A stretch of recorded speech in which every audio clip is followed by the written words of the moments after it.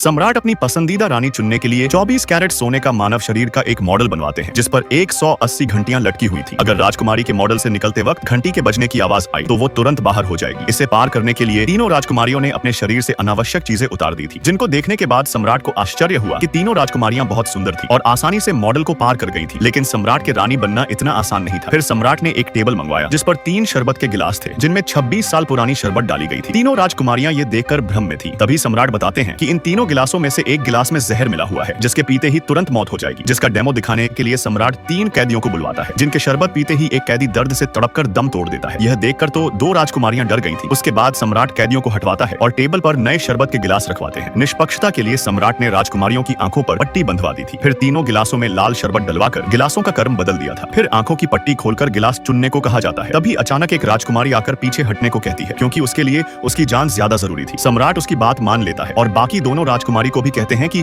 अगर वो भी हटना चाहती है तो वो जा सकती है। लेकिन दोनों राजकुमारियां समझदार थी क्योंकि अब पीछे हटना रानी का पद छोड़ना था, इसलिए वो जारी रखने का फैसला करती है। मिस्र की राजकुमारी ने बिना हिचके एक गिलास उठाकर पी लिया था और वो बिल्कुल ठीक थी। काहिरा की राजकुमारी घबराई हुई थी क्योंकि 2 गिलासों में से एक में जहर था। वो लंबे समय तक सोचने के बाद एक गिलास उठा लेती है, लेकिन जैसे ही वो गिलास को मुंह के पास लाई तो उसने भी हार मान ली थी। तभी अचानक मिस्र की राजकुमारी दूसरा गिलास उठाकर सबके सामने उसे भी पी जाती है, जिसे देख सब सोचने लगे थे कि वो पागल हो गई है। लेकिन तभी उसने तीसरा गिलास भी एक सांस में पी लिया था। अजीब बात यह थी कि मिस्र की राजकुमारी बिल्कुल ठीक थी। दरअसल सम्राट ने शरबत में कुछ नहीं मिलाया था। यह सब एक साहसी रानी बनने की परीक्षा थी जिसमें मिस्र की राजकुमारी पास हो जाती है और अंत में अपनी सुंदरता और साहस से रानी बनने का पद जीत लेती है।